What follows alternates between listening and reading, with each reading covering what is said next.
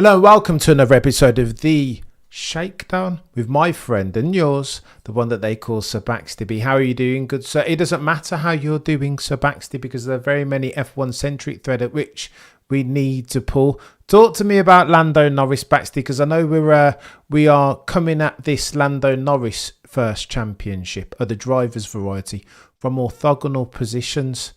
How did you ingest the Grand Prix in Abu Dhabi, and what did you think? What was your gut instinct, your first order reaction as far as him winning the championship?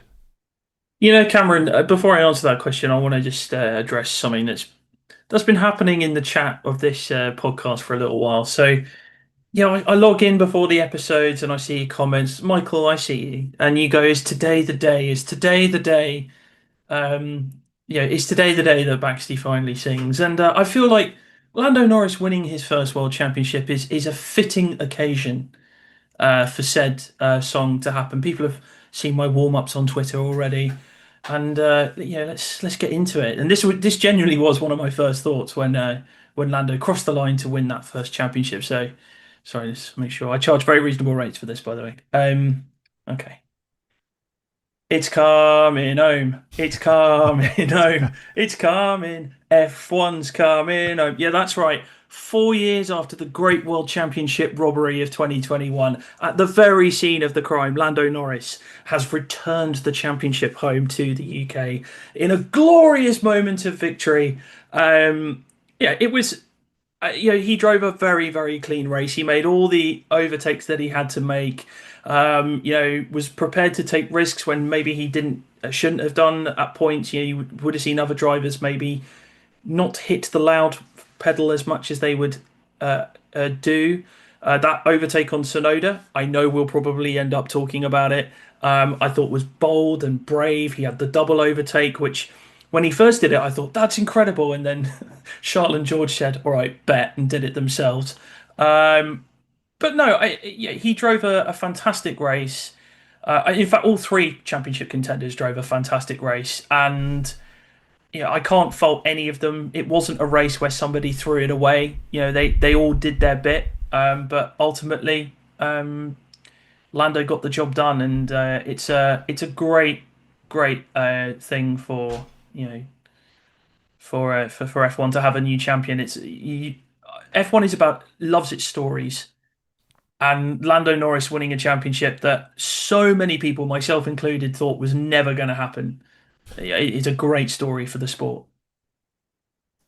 Oh, Baxter, you know what, chap? I wanna get behind Lando Norris desperately. I really would love to. I would love to love this championship because Lando is a brilliant driver when he's had his Weetabix, and he like certain things that he did this year. I didn't think he had it in him. The Monaco quali, most worthy of mention.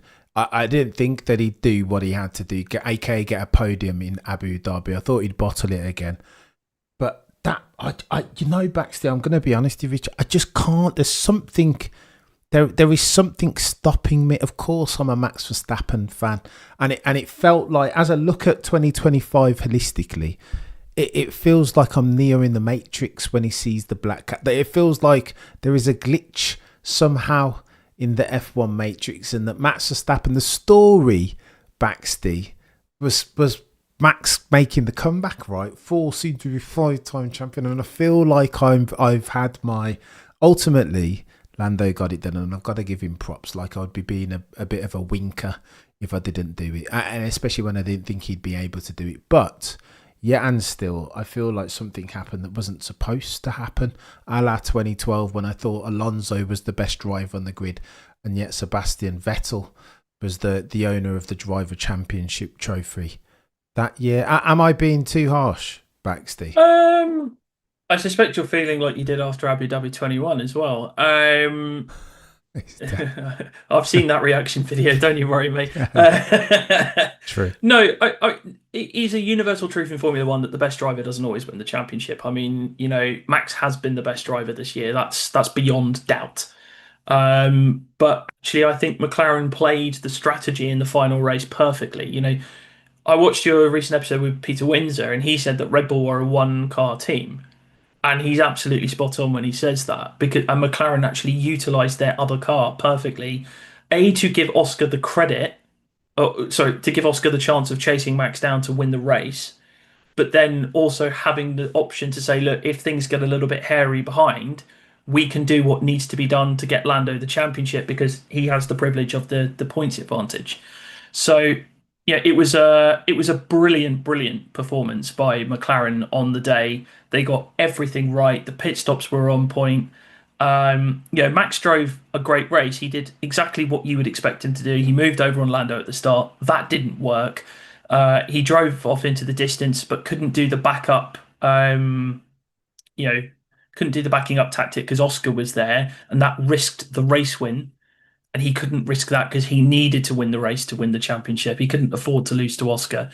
So he just did what he had to do and hoped that things worked out behind. Yuki was about as useful as a chocolate teapot in defence, and then Charles' attack never really amounted to much because the McLaren is just fundamentally a faster car than the Ferrari. So it wasn't the most exciting race in the world, but it was still tense. It was still very tense, and it's I'm I think I'm excited to see how Lando gets on. I think I've noticed within a change of personality, he seems to have relaxed a hell of a lot more. Like obviously you're going to relax at the end of a season because the stress is over, but it's doubly so because he's kind of achieved his life's goal of winning a world championship. And you know, I have noticed in the past, drivers when they win that first championship, they become better.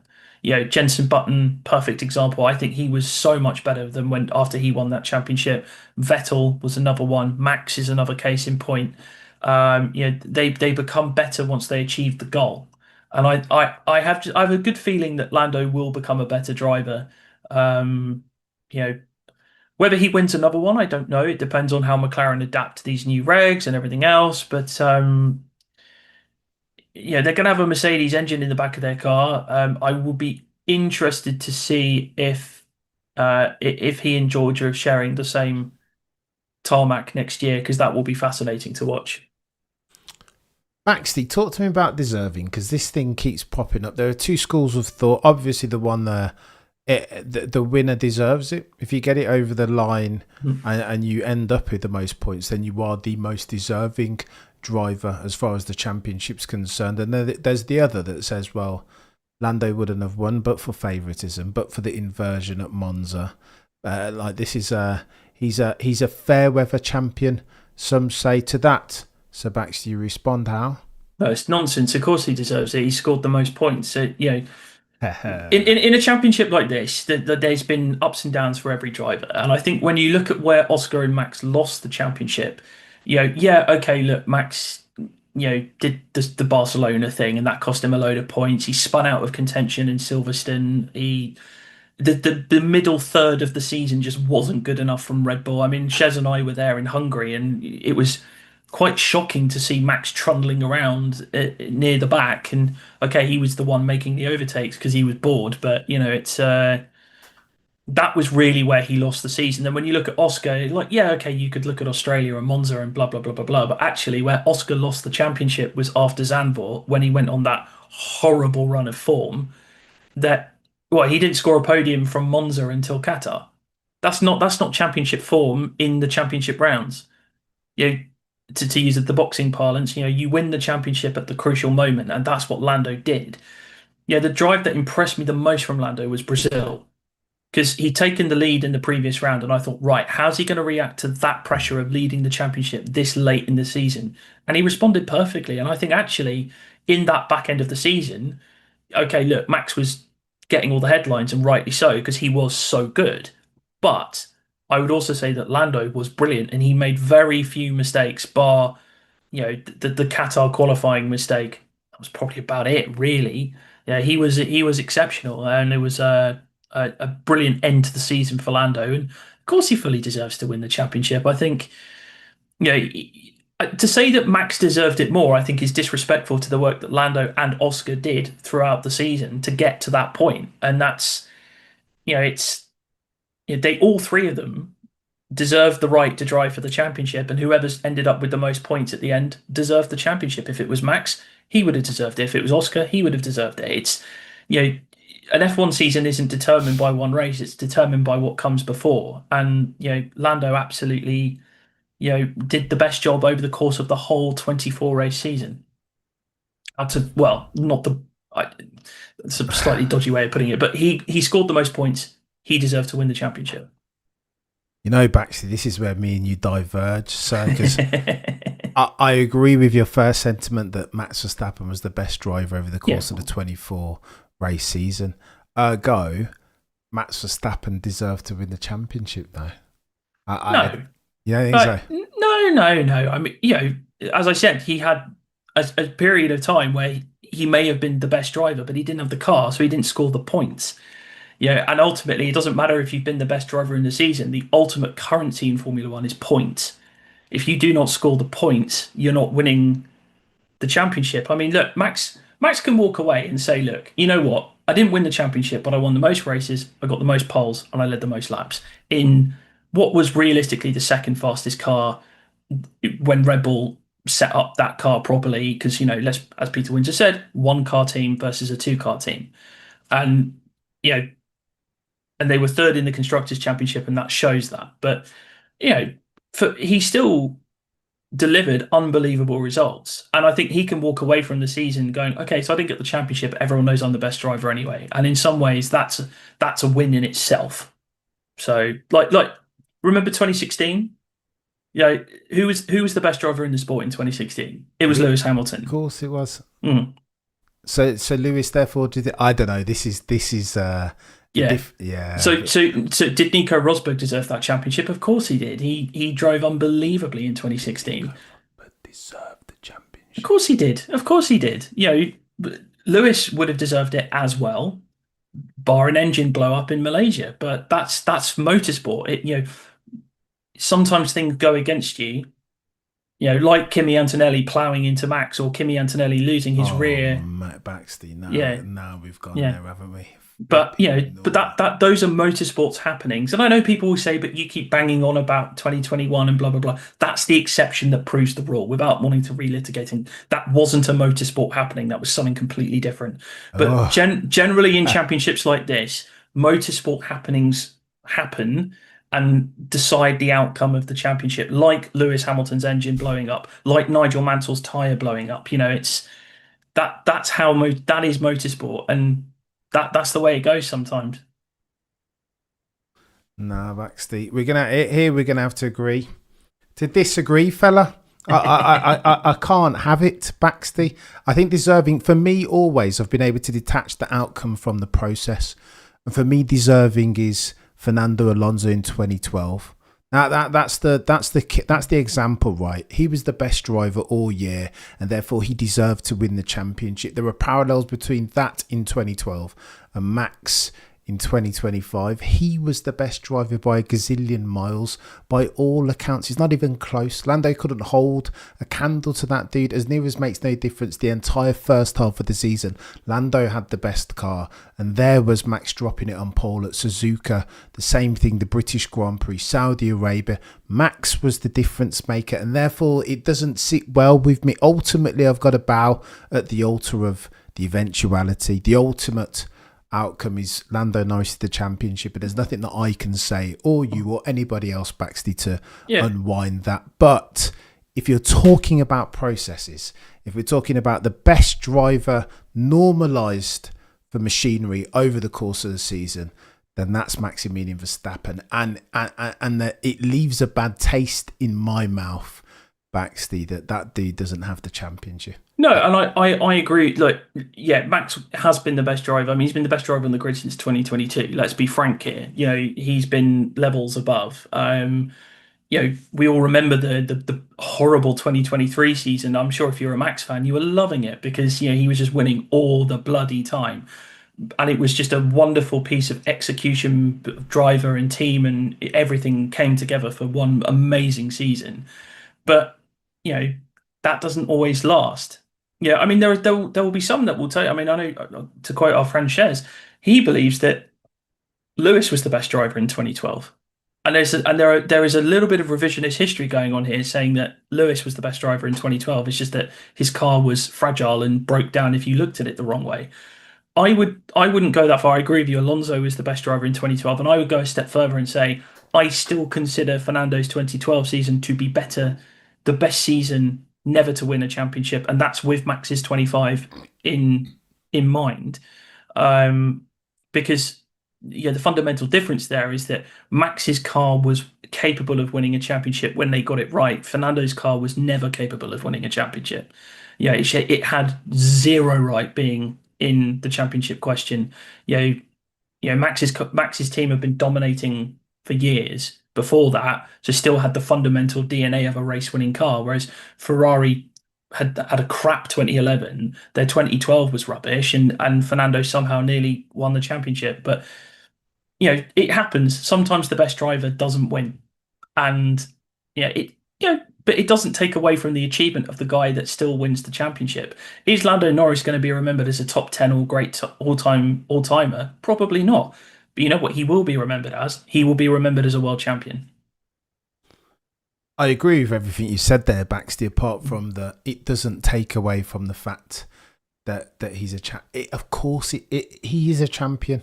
Nothing I can say. Of course, Lando Norris is a champion, but does it take away from the fact? I think it does, mate, to an extent, because everybody knows that Max is that. Even Lando in the post-race presser is like, well, Max is the better driver almost. I'm like, well, but you know what? Like Lando can turn around and if Max goes and breaks all of Lewis's records, Lando can turn around and say, yeah, but I beat him in 2025. Like, look, that's what Nico dines out on these days, isn't it? Nico always says, Lewis Hamilton's the greatest driver of all time. Why are you saying that, Nico? You're saying it because you beat him, so you can say, I beat the best of all time.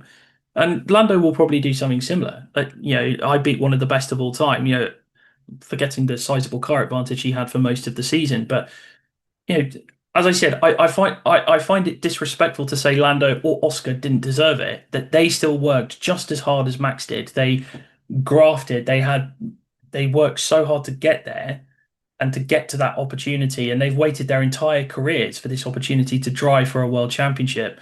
And then, Max nearly, comes in and does it.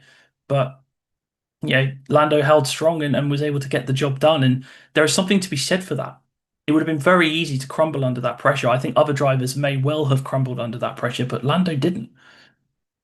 Oh, Robert says, do you still remember Button's WDC or do you remember Hills? That's all I'm saying. It's chaos. This. Well, I definitely remember Buttons. I remember Hills. Do you think in Lando Norris we're looking at a potential another Hill and Button, a one-time champion? Or do you think Lando has it in him to kick on and go and win multiple potentially? I think he's going to be a better driver, but as always, and particularly with the fact that we're going into a brand new reg set next year, it just depends on the car, doesn't it? I mean, Damon's championship felt like the end of a journey, didn't it? Because, of course, he then only did 2 or 3 more years afterwards. Whereas Jensen, you kind of felt there were more championships there. He just didn't have the luck with cars. Lando could win another one. He could, but I think with the quality of driver that is on the grid, it will be difficult. Obviously, you've got Max, you've got George, you've got Charles, you've got the old boys, Lewis and Fernando, still kicking around. They've still got a turn of speed in them if the car's there, and you've got the next generation coming through with the likes of Behrman and Antonelli and Lindblad and guys like that. So maybe this was Lando's best chance and he took advantage of it. Let's not forgetting Oscar Piastri and all of this as well. I think Oscar's got all of the tools to win a world championship, but he may win another one. He may not. I would probably say no, but he can prove me wrong. He can, and he might. What do you make of this thing? I mean, mid-season, there was a lot of chatter of Lando's mental fortitude or lack thereof, that he was too nervous, that he worried about what he was worrying about, and champions don't look or talk or feel like that. Lando, since in the post-race presser, said, listen, I'm just going to go. Frank Sinatra settings, I did it my way. Do you think that's a good news story for F1, that champions in F1 come in all different shapes and sizes, Baxter? Or do you think there is some strength to the thesis that the line of least resistance is to be a fire-breathing dragon of an F1 peddler, and 9 times out of 10, it's that sort of chap that gets you over the line. There's no one way to win a championship. We know that. But you've got to be able to do it on track. Yeah, and it doesn't matter how you do it. If you score the points, you win the world championship. And you know, ultimately, Lando you can sit there feeling completely validated because he's done it. If he didn't win the championship, then maybe the criticism would hold some weight. But you know what? He did it.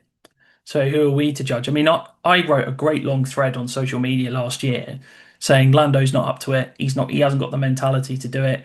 And then you hear the way he's coached by his engineer, and you're like, that's not the way a championship move. But that's me with a very narrow view of what a champion should look like. There's no one way to do it.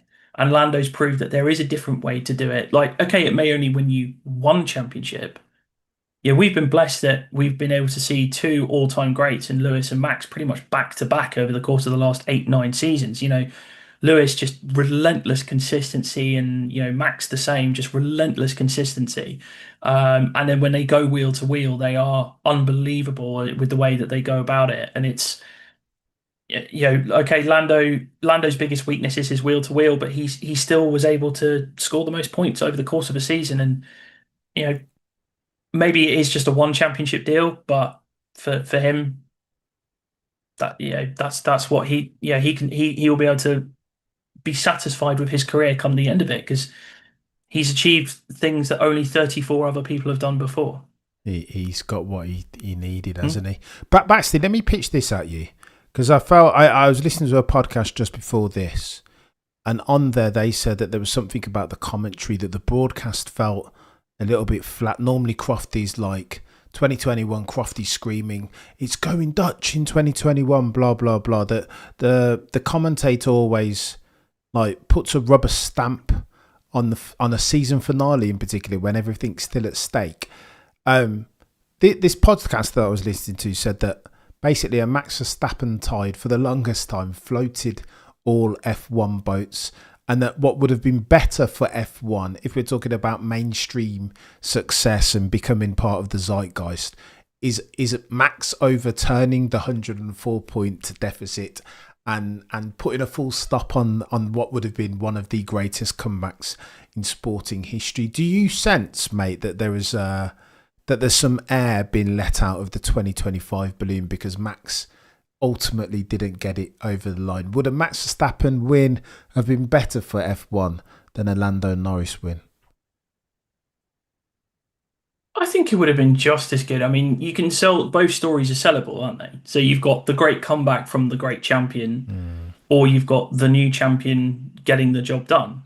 And I think, it's I mean, look, it was I also think the air had been taken out because they'd basically been building up to it for a few laps.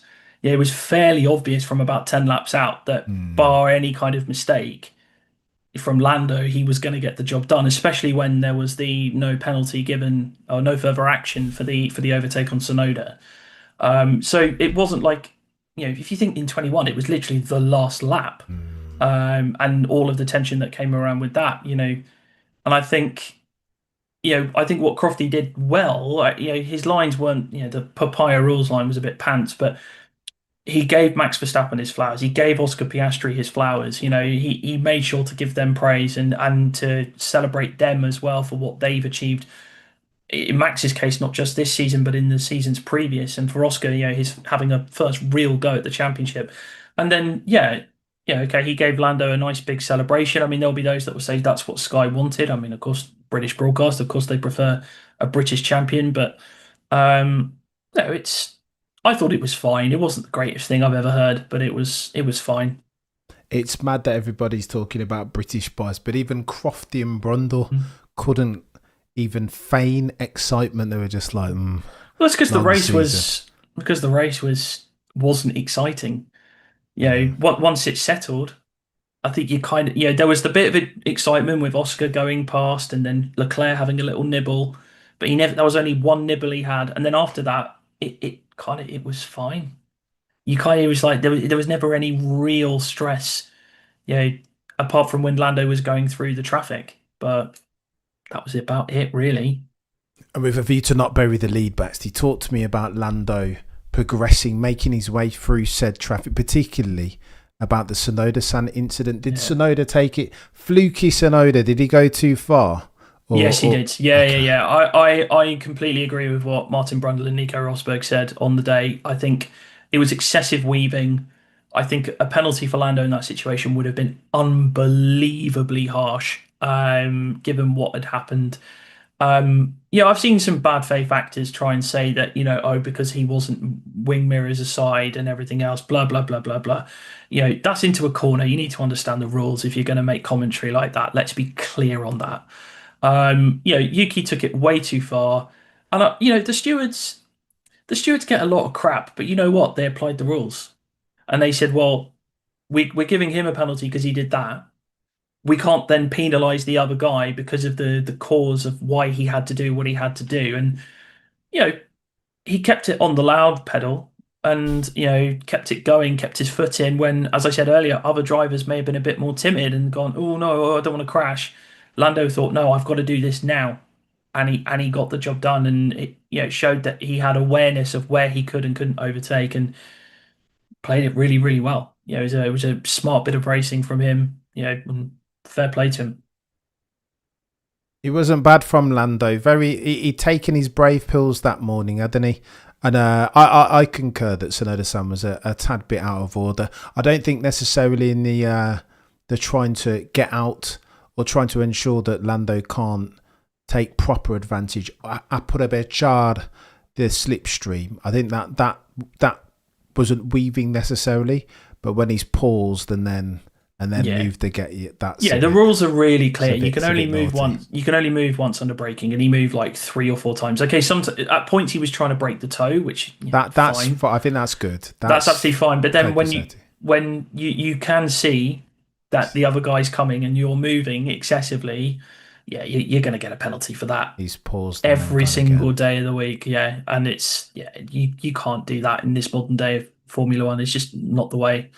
So. He's paused and gone again. Talk to me very quickly, Baxter, about the Red Bull circumstance, because a lot's gone on there, right? Dr. Helmut Marko gone. Rob Marshall gone. Adrian Newey gone. Christian Horner gone. It's getting a bit techie. Race engineer, Gianpiero Lambiase, potentially no longer race engineer, still at Red Bull. There's a lot of change going on there. Are we witnessing the precursor to Maximilian Verstappen leave at the end of next year? Oh, we've seen the end of the dynasty for 100%. It's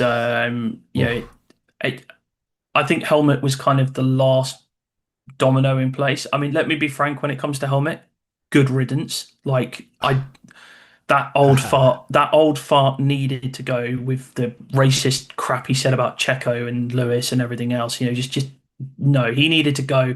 And the litany of driver careers that he's destroyed. Like, people say, oh, but he's found so many great drivers. And okay, look, he's put people into Formula One that are still there now. But on his way out, he screwed over Alex Dunn, who I think is one of the most exciting talents coming through junior Formula, who left McLaren, decided to go Red Bull, basically had a deal in place to go to VCARB in 2027. But now that's not going to happen, and he might be doing a deal with the even bigger devil of Alpine. But for Helmut, good riddance. But in terms of the team overall, everything has changed. And this has been a slow process since the death of Dietrich Mateschitz in 2022. The board are taking more and more control. I think Max is going. I think Max will go unless that car is strong. Is it a move to Mercedes, or does he retire? I think that's the question. Mate, I think now that Lando has himself a WDC chip, I think there are scores to settle, chap. Yeah. I think never more likely than now has Max Verstappen's destination been Mercedes in 202. So I think he'll be there, chap. Sounds like they've got the power unit. Sounds like they've been doing some sexy things with the active aero as well. They'll have the sustainable fuel, petrol or whatever of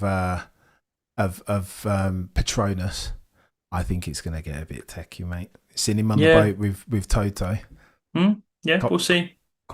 Conversations ongoing. Yeah, I mean, I mean, fans of the show know that I'm not the biggest Max fan outside of the car. I respect him as a driver, and they also know that I'm a Mercedes fan. Like, would I have Max at Mercedes? 100%. Like, he's the best driver on the grid right now, and if you have a chance to get him in your car, you do it. It's like when Lewis was being courted around sort of 2018, 2019 by Ferrari. It's like, well, why wouldn't you want to put Lewis in the car? He's the best driver on the grid right now, and 100% you do that. So Max is in that position right now. He can go wherever he wants to go. The one place, if I was his advisor, I'd say to him, don't you dare go anywhere near Ferrari.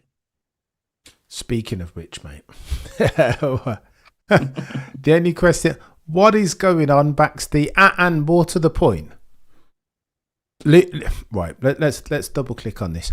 I've listened to the communication between Adami and Lewis Hamilton in the dying embers of the Abu Dhabi Grand Prix about a gazillion times now, and I'm just wondering: A, what's going on there?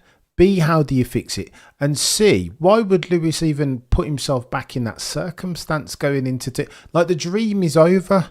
Baxty, yeah. All of the touching the yellow badge with the black prancing horse atop in front of the Scuderia Ferrari F40.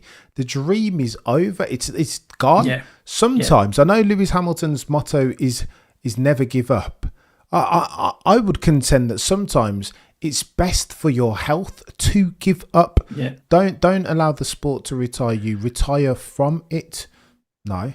I think, yes, ultimately, I think Lewis should be able to determine his own fate. I think the one thing he's got going potentially in his favour is that Charles Leclerc is looking for a way out, and Ferrari will not want to go into a season with two new drivers. So he could get a little bit of a reprieve.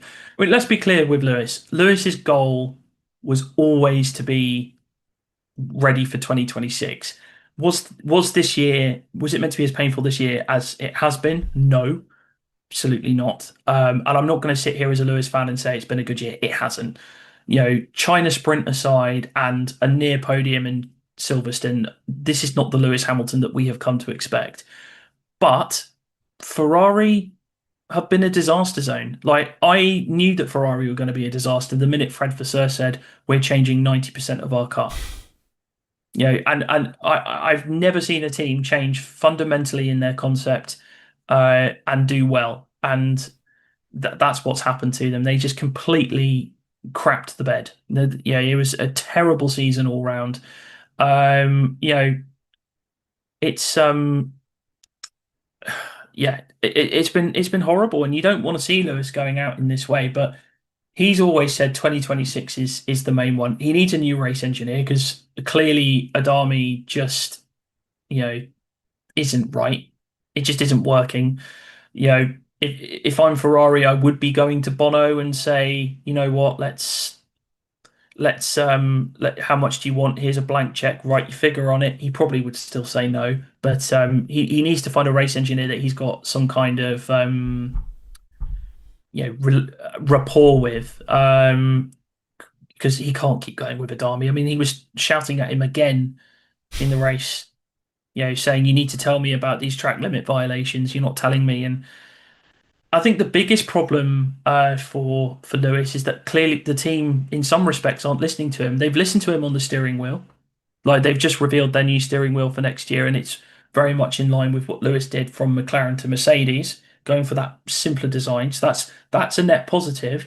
But at the same time, if he's submitting all of these documents and you're going, yeah, but we know what we're doing, you don't know what you're doing. You've won nothing in 20 years. And I saw a clip from Arriva Bene, the former team boss, when Seb was there. Apparently Seb did the same. Seb was like, yeah, we need to do this, this, and this. And they're like, no, we're not going to listen to you.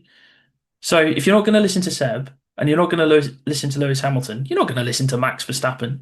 You're not going to listen to any of the other drivers. It's a busted flush. It's not going to happen. I think if Leclerc stays, then Lewis goes at the end of next season. But if Charles decides to go to Aston, then Lewis will stay for another year, see Behrman through his first year, and then retire, and you'll get a nice little send off. But it's the 8th is not happening. It's dead. What's the point now, Bax? The problem for me is this chap at this juncture. Charles Edward, you're an absolute legend, serve as always. At this juncture, I just feel like Lewis is hurting his leg. I don't even think it's a conversation, nor is it an argument. He's not hurting his legacy. Like, and You I don't would think so, say Baxley? no. I would Let say the same with Michael when he went to Mercedes. His legacy is safe. Like people will, they won't look at the Ferrari stint and go, oh, if only.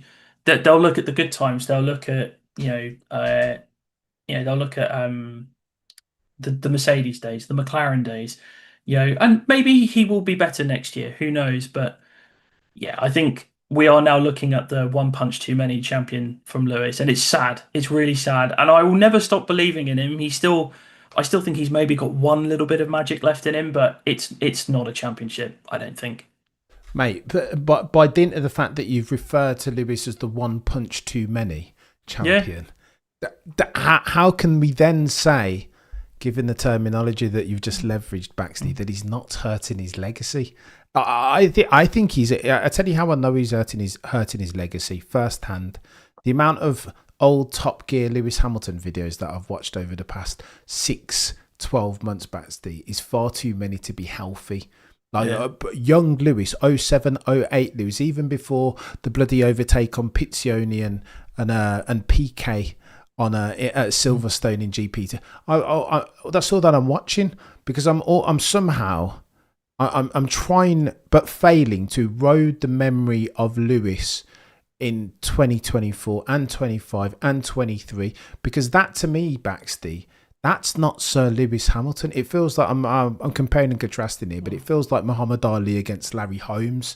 Settings not quite the same, but very similar, because we saw how bright Lewis Hamilton's flame Yeah. burned. I don't understand why Max Verstappen and Lewis Hamilton fans don't get along, because everything Max is doing now, please see Lewis Hamilton 2007, I mean, I will 2001. say, like Lewis, I think there were still positives there in regards to his stint at Mercedes. I think part of his problem at Ferrari is he's gone to a completely new environment, and an environment that doesn't seem to want to work towards what he wants to do in the car, which just seems so bizarre to me that you wouldn't listen to a seven-time world champion who has beaten you on so many occasions. You've hired him, we thought, to help change the culture of your team. But instead, if you just want him to play the game, then yeah, no, sorry, that's just ridiculous. Because you haven't won anything for 17 years. Just expecting Lewis isn't just going to turn up and win you a championship. You need him to change things, a la Michael Schumacher doing Mm. in 1996 onwards. And you know, I did say that I felt like with Lewis, his greatest legacy might be doing what Michael did at Mercedes, which is laying the foundation for a further period of dominance. Um, but I just don't think you're going to do that. Mission I Impossible settings, mate. No, Tom because Cruise. if they're not going to listen to him, what's the point? But it's not. Yeah, But it's that. Isn't that all? I had a friend say to me that all of that is misdirect. When you're 88 points, and as brilliant as Charles has been, I've got to hold some corn again. Two yeah, sets of two corn on the cobs that I've got to hold. Lando Norris in the first instance, and Charles Leclerc this season, because he's been brilliant. 88 points down the road from Lewis Hamilton, 7-time champion, first round Hall of Mhm. Fame. What are we doing, Baxty? Yeah. Like I how? always expected Charles to beat Lewis this year. But I by think 88 points, no, Baxty. not by that much, but I think the one thing that Lewis always had at Mercedes was his race pace. Yeah, he was always able to extract the most out of the car in the race. He was struggling in qualifying, but his race pace was unquestioned. But when he's having to lift and coast as much as he did throughout the entirety of the season, you're kneecapping Lewis Hamilton before he's even True, started. true. You know, Charles is used to it. Charles is used to that and can drive around those problems. But for Lewis, that just goes against everything for him, and it just you could see it eroding his confidence. And hopefully these new cars will the Ferrari have designed a car that doesn't mean they need to do 300 meters of lift and coast per corner or braking zone, but also it's just trying to build a winning culture at the team. Now, unfortunately, there are things in the way that I think are unmovable that will stop that from happening, aka John Elkin. But you know, we got to wait and see what happens. We haven't seen any cars on track, but the mood music out of Maranello right now is not good. And as a Lewis Hamilton fan, and as somebody that wants to see Charles do well as well, I'm not confident for them next year. And I definitely feel like the Charles to Aston thing is probably going to happen. Mate, and it would be a bad move for Charles Leclerc, aka modern day Jean Alesi. So, super quick, Baxley, what do you make of these mule testing cars? Were you did it give you hope, the fact that Mercedes had turned up and they had a little agricultural contraption to replicate the way that the front wing backs off, just as did Scuderia Ferrari, the only two teams to the mule test in Abu Dhabi?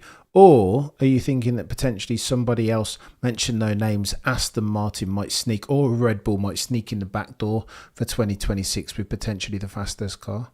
Come back to me when we got the engines. We didn't even have the 26 engines in the car. I think, I'm not going to worry about that test until, okay, they would have got useful data on things, and they would have got useful data on the tyres, which is going to be so important. But honestly, it's all about seeing the cars on track in January or February time next year. That's what I want to see.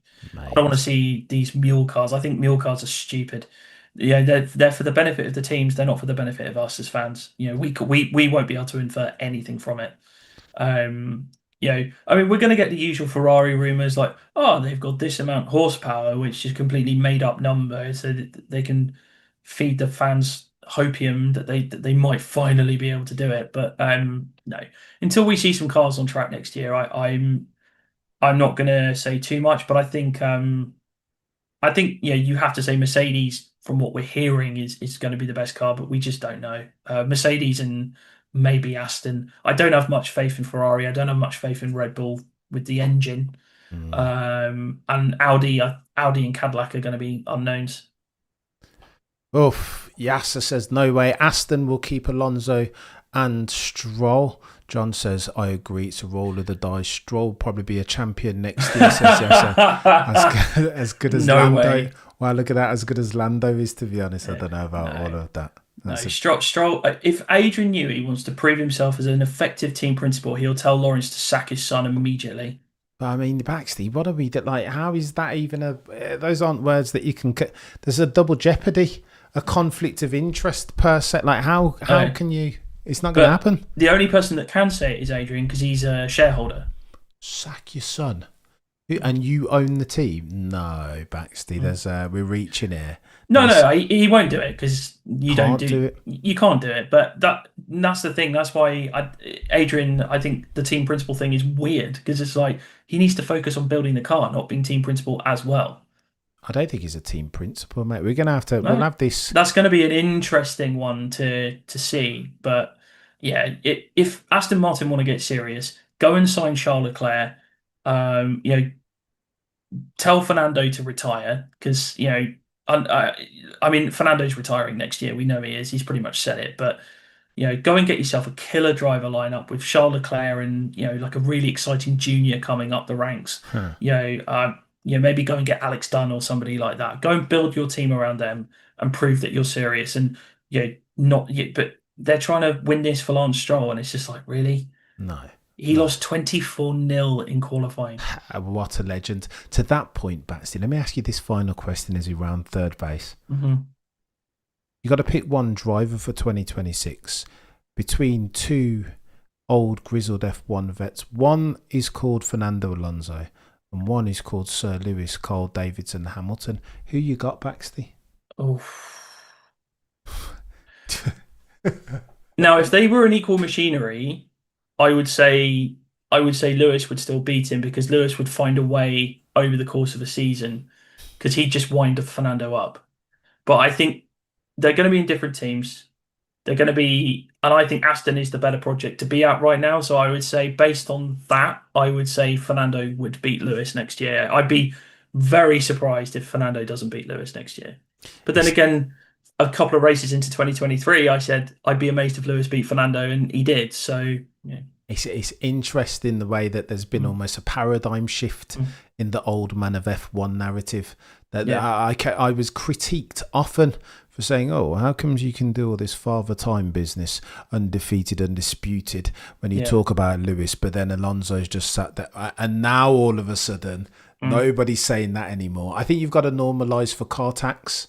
And you've also got to normalise for the fact that Charles Leclerc is one breed of teammate and Lance Stroll is something very different. But, But yeah, and still, Baxter, it's an interesting... Would Fernando be within 88 points of Charles, or would he be further back? That's the great unknown. And answer me that. Answer your own question in the first instance, Baxter. There's an answer. There's an exam answer to that question. So I think Fernando would be better in qualifying, but I think in race pace, and we've seen that this year, that his race pace just isn't there. Now, that is partly car tax, but I think with the lift and coast that has to happen, he might get closer because of better qualifying, but I don't think he beats Charles Leclerc, and I think he's at least 40 to 50 points behind. But less than 88. Less than 88, but purely because... Chaos, Baxter. Because he's got better qualifying than Lewis's qualifying has been rank for about 2 or 3 years. I think what we're talking to here, I don't want to give credence to the fast car merchant thesis, but I think what we're talking about here is that Alonso's a street fighter, and he has always had that ability to extract the best out of a bad car in a way that Lewis, in a good car, like if we're talking a W11, you go Lewis every single day of the week, right? But when the car's bad, like I think Alonso, he's not only has he become acclimatized to that, but he's Lewis has been that street fighter previously. If you think to 2009 in the McLaren, he was trying desperately to get results, and then of course they built the car up and he got some results after that, and he was pulling off wins in 2010. Obviously, he fought for the championship in 2010, but like 2011, he produced some brilliant drives in a McLaren that wasn't particularly great. True. But and also look to 2023. People say, "Oh, Lewis has been crap since 2022." Yeah, did you see his 23 season? He was nearly P2 in the championship. True. Also. Yeah, he was fantastic in that season. It's just Red Bull destroyed everyone. Nobody noticed it. So, chaos. But the Lewis's biggest problem has been his qualifying. If he can get his qualifying back, which is very difficult to do, then he should be okay because and obviously the race pace issue, lift and coast, blah blah blah. But I think it's not looking good for Sir Lewis, and I would say that because Fernando's qualifying, it has been better than Lewis's for the last year or two. He would be closer to Charles. Oof. Yeah. Oof. This is a chaos narrative. We're going to have to talk to this more next time, Baxter. MV, you're a legend. So if the Red Bull powertrain is unsuccessful next year, I know it's been asked to death, but where does Max Verstappen go in 27? Mercedes or retirement, I think. I think most likely Mercedes, but yeah. Because I think Max says he doesn't care about his legacy, but I think he wants to go to another team and win another championship. I think he just wants to win another championship now more than ever. To tick that box to say, I've won championships with more than one team. And also I broke the Newey curse as well. Yeah, he'll be looking to just get that chip back on and that number one back on his car. Yeah, absolutely. Techier than techie things. Guys and girls, you've been a legend. If you enjoy Sir Baxter B's God Tier Purple Sector Market Leading F1 Insight, then there are 2 paces on the YouTubes that you can find him. In the first instant, Baxter B F1, and then a second on Shifting Happens. There will be links for both of those channels in the description. Baxter B, you've been a legend as always. I appreciate you, mate, more than words might convey. You guys in the chat, Sir Charles Edward Cheese, MV, I appreciate you guys again ad infinitum, ad nauseum, all of that gubbins. Between now and next time, chat, usual scheduling resumes as of tomorrow, 10 a.m, 8 p.m, pulling at some very pertinent F1 centric threads. Between now and next time, chat, the prosecution rests. No further questions, Your Honour.